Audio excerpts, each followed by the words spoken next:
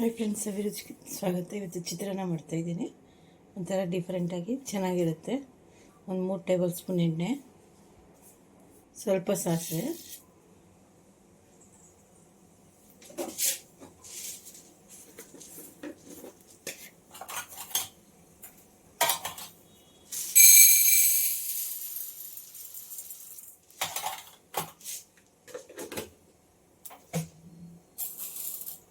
ಸ್ವಲ್ಪ ಕಡಲೆಬೇಳೆ, ಸ್ವಲ್ಪ ಉದ್ದಿನಬೇಳೆ, ಜೀರಿಗೆ ಒಂದು 3/4 ಟೀ ಸ್ಪೂನು, 2 ಬ್ಯಾಡಗಿ ಮೆಣಸಿನ್ಕಾಯಿ, ಶೇಂಗಾ ಬೀಜ ಒಂದು 4-5,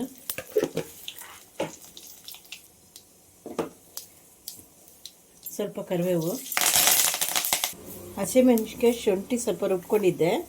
ಈ ಥರ ತರಿಯಾಗಿ ರುಬ್ಕೊಂಬರ್ಬೇಕು.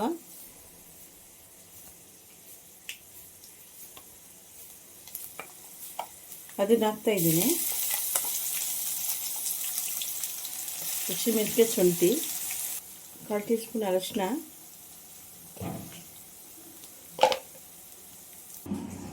ಒಂದು ನಿಂಬೆಹಣ್ಣು ಜ್ಯೂಸ್ ಹಾಕ್ತಾಯಿದ್ದೀನಿ. ನಿಂಬೆಹಣ್ಣು ಸ್ಟವ್ ಆಫ್ ಮಾಡಿಬಿಟ್ಟು ಹಾಕಿ.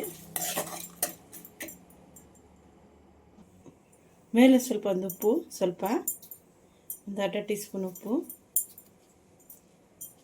ಸ್ವಲ್ಪ ತೆಂಗಿನಕಾಯಿ, ತುಂಬ ರುಚಿಯಾಗಿರುತ್ತೆ.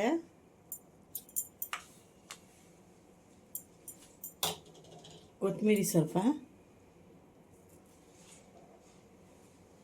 ಹಾಕಿ ಚೆನ್ನಾಗಿ ಮಿಕ್ಸ್ ಮಾಡಿ.